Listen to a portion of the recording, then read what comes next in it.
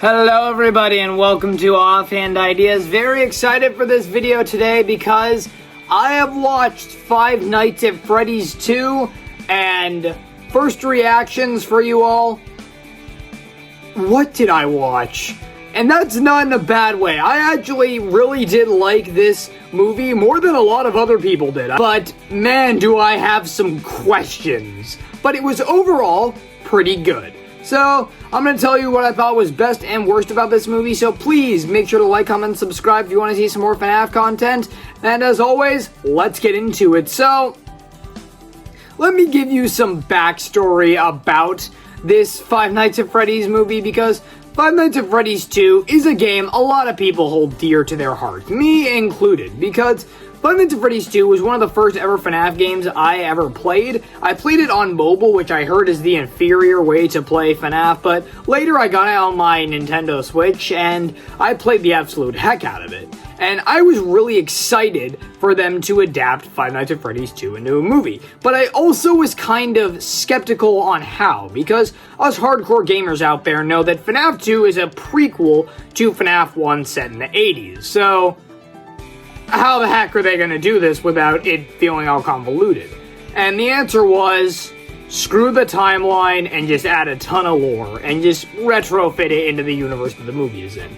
And my first best point with this movie is the opening scene. The opening scene with our newest member of the animatronic cast, Charlotte Emily, getting killed by Matthew Lillard and possessing the puppet. I thought that was a peak scene, and by far the best scene in the entire movie. Just the way it was shot made it look so cool, because for a second, when Charlotte has escaped the chase with the yellow rabbit, aka Springtrap, you think she is safe. But then she rolls over and you see the 3 knife stabs in her back, and she falls into the trapdoor, and when the trapdoor opens, she is princess carried by the puppet. And that shot is very well shot because it really shows Charlie's relationship to the puppet and how she thinks she's really close to the puppet, not just physically but spiritually, and that will symbolize what she becomes later in the movie. And Charlotte is technically our main villain. I say technically because there are some other main villains, I guess, but we'll get into that when we can. And yeah, the opening scene was great. I left it a little vague, so whoever can watch it wants to go watch it without that many spoilers, but that's just the main basis of the scene. Another great aspect I have with this movie is the animatronics. I literally questioned while watching this if the animatronics in the movie were even real. That's how adaptive to the games they looked. Because I thought the ones from the first movie were great, but these ones are just taken to another level. It is insane. And I think the Jim Henson Creature Shop did a fantastic job on adapting these creatures into reality, and they just looked amazing. And on to my third and maybe my final point of liking this movie, well, or really the standouts, were that Josh Hutcherson still does do a good job as Mike, and Elizabeth Lail is great as Vanessa. She may be a little weird at times, but I'm not going to blame that on the actress. I'm going to blame it on the character and the way she's written.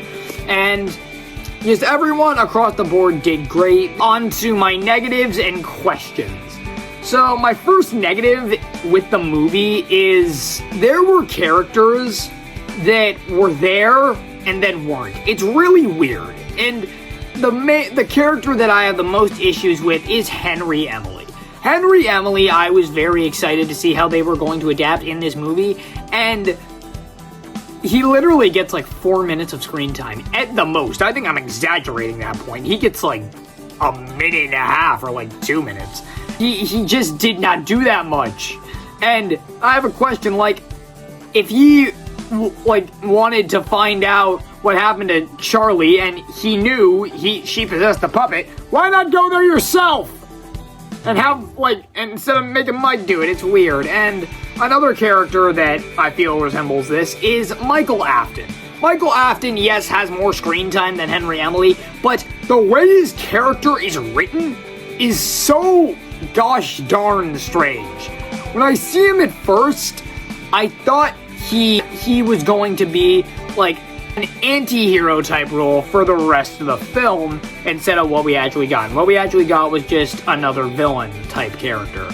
And he's just very mischievous at the start, because when he's first introduced, it's that scene from the trailers when McKenna Grace and her team are going in to explore the new old pizzeria, and Michael Afton is their tour guide, and he just gives vague information at that scene, and then he doesn't do anything in that scene. He just lets everything happen, and then he acts like everything went according to plan after he, like, did nothing. It's so weird. And that scene in particular was actually really good, seeing all of the people get, like, killed off in very weird ways. And McKenna Grace, that scene with her getting possessed by the puppet, gave me serious Pennywise flashbacks. Because if you don't know the puppet, I need to shout a positive. The puppet in this movie was great, and I love the fact that she could possess literally anyone. And the possessed version of the characters looks a tiny bit like Pennywise. I may be insane, but it looks kind of like Pennywise, like the scary eyes and all that stuff, and the makeup of the clown. It's all that. And at the end, but back to Michael Afton, at the end, he, like, coordinates an attack with help from the animatronics through God knows how, and he, like, spits some lore saying, oh, you traded us in, Vanessa, and reveals, like, oh, I'm Michael Afton, blah, blah, blah, and yeah, he wants to kill people, which, in the original games, I thought Michael Afton didn't like his father and wasn't a villain, but I guess they're changing that too.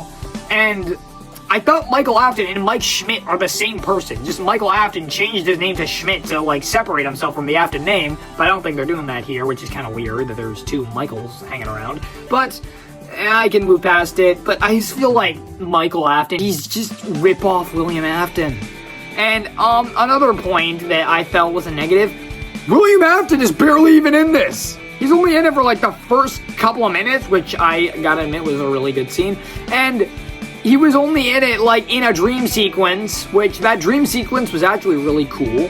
And we have a baby cameo, circus baby cameo. I don't know if they're gonna add on to that. They probably won't, but I don't really care.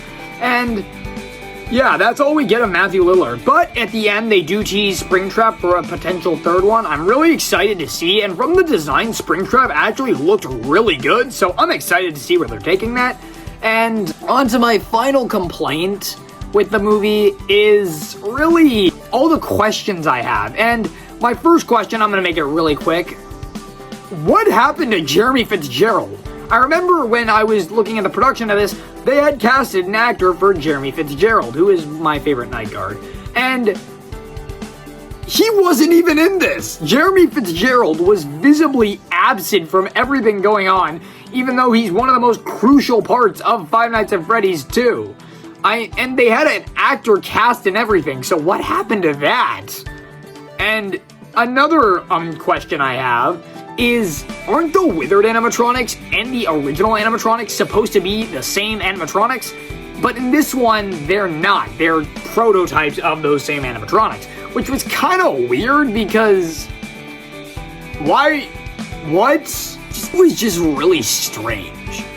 And another question I have is, it was just with Vanessa and Mike's relationship, like, Vanessa did more to protect Abby and Mike than Mike actually did. He was just yelling at her being like, I hate you. You should leave and never return. Go away. All you've done is cause me pain.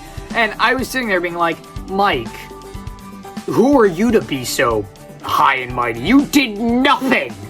And that was another one that kind of ticked me off. And I know it sounds like I'm mad at this movie, but I'm not. Another thing I really liked about this movie is the gameplay. I really liked how they hit close to home with the no doors joke, and him actually have to have a very janky looking animatronic mask to protect himself from the prototype animatronics. I thought those were really good, and it just reminded me of just FNAF 2, and I felt the first movie really did lack of, like, the gameplay mechanics.